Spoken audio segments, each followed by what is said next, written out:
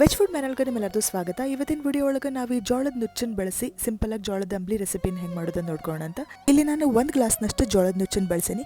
ಈ ಥರ ಇದನ್ನು ಚೆಂದಾಗಿ ನೀರಾಗಿ ತೊಳ್ಕೊಂಡು ಹಂಗೆ ಒಂದು 5 ನಿಮಿಷ ಬಿಡ್ರಿ ನೀರೊಳಗೆ. ಅಂದರೆ ಮೇಲಿರುವಂಥ ಕಸ ಆಗಲಿ ಕಡ್ಡಿ ಆಗಲಿ ನಾರಿನಂಶ ಎಲ್ಲ ಹೋಗ್ತಾವ. ಆಮೇಲೆ ಆ ನೀರನ್ನು ಬಸಿರಿ. ಈಗ ನಾನಿಲ್ಲಿ 1 ಗ್ಲಾಸ್ನಷ್ಟು ಜೋಳದ ನುಚ್ಚಿಗೆ 3 ಗ್ಲಾಸ್ನಷ್ಟು ನೀರು ಹಾಕೊಂಡು ಇದನ್ನು ಚೆಂದಾಗಿ ಕುದಿಲಿಕ್ಕೆ ಬಿಡ್ಲಿಕ್ಕತ್ತೀನಿ. ಇದಕ್ಕೆ ರುಚಿಗೆ ಬೇಕಾದಷ್ಟು ಉಪ್ಪು ಹಾಕಿ ಚಂದ ಕೈಯಾಡಿಸಿ ಇದನ್ನ 2 ವಿಸಿಲ್ ಸೇಟಿನೂ ತಗೋಬಹುದು. ಬಹಳಷ್ಟು ಮಂದಿ ತಮ್ಮ ಡಯಾಬಿಟಿಸ್ ನಿಯಂತ್ರಣದಾಗ ಇಟ್ಕೊಳ್ಳಿಕ್ಕೆ ಇದನ್ನ ತಿಂತಾರೆ. ಹಂಗೆ ವೇಟ್ ಲಾಸಿಗೂ ಇದು ಭಾರಿ ಒಳ್ಳೆ ರೆಸಿಪಿ ಅಂತ ಹೇಳ್ಬೋದು.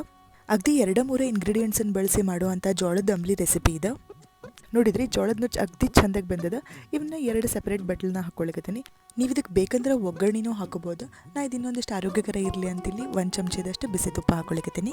ಇಲ್ಲಾಂದ್ರೆ ಒಂದು 2 ಚಮಚದಷ್ಟು ಹುಳಿ ಮೊಸರನ್ನ ಹಾಕೊಂಡು ಇದನ್ನ ಈ ರೀತಿ ಕಲಿಸ್ಕೊಂಡು ತಿನ್ಬೋದು.